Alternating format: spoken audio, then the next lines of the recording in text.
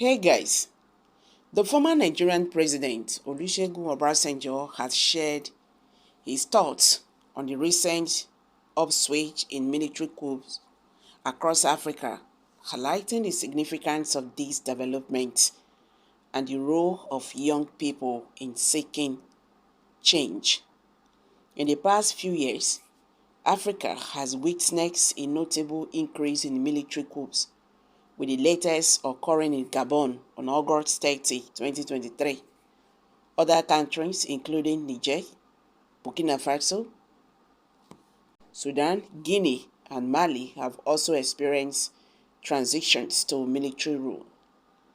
During an interactive section with a group of youth from the Africa for African Youth Initiative, A4A, at the Olusegun Obasanjo Presidential Library in Abeokuta, Ogun State, the former president offered insights into the stance on military coups.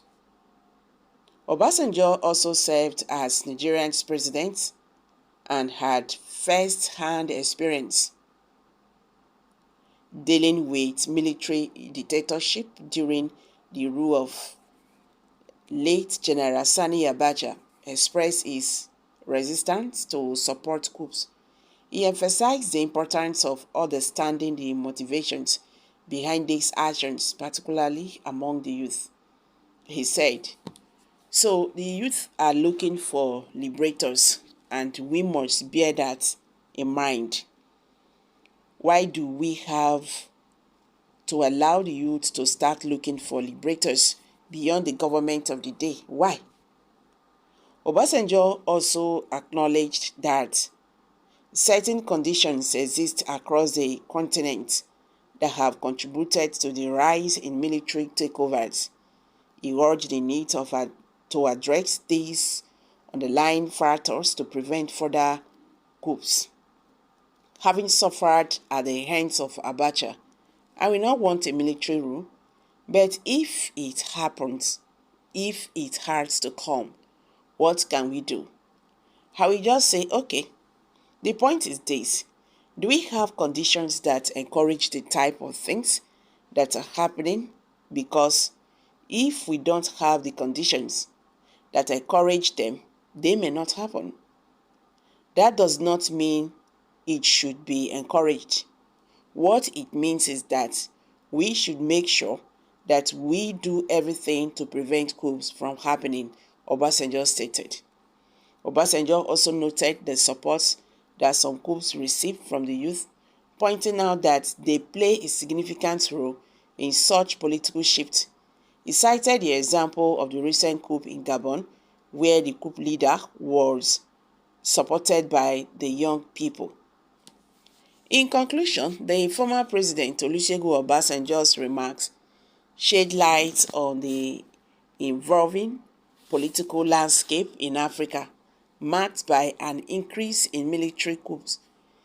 His insights emphasized the need to address the root causes of these coups, as well as the important role that young people play in shaping the future of their nations.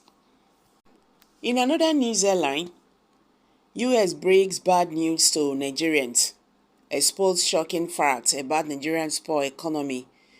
What was reviewed will really shock you. In a candidate discussion at the Lagos Business School, the U.S. Deputy Secretary of Treasury dived into Nigeria's economic hurdles with unwavering candor. He emphasized that rectifying these issues will not be swift or simple. Adeyomo, a key figure in the Biden administration's push to strengthen the U.S.-African economic ties, strikes the imperative need for Nigeria to establish a robust microeconomic framework capable of drawing in vital dollar-dominated foreign investment. While the initial steps taken by the government are commendable, particularly in fiscal policy and exchange rate unification. More is required, Adeyemo stated, addressing the eager audience of business leader. He underscored that a blustering Nigerian's economy, especially the small and the medium enterprises sector, hangs on cultivating and conducive to long-term success. Adeyemo's visit reaffirms the Biden administration's pledge to fortify economic relations between the U.S. and Africa. However, he also acknowledged investor concerns about fund repatriation, urging Nigeria to refine its framework to instill confidence in foreign investors. The U.S. remains bullish on Nigerians, a testament to the nation's enterprising populace. Adeyemo hailed the recent reforms, notable the exchange rate unification and fuel subsidy removal, as vital steps, yet he cautioned that the road ahead, marred by the economic fallout of COVID-19 and the geopolitical tensions, won't be easy.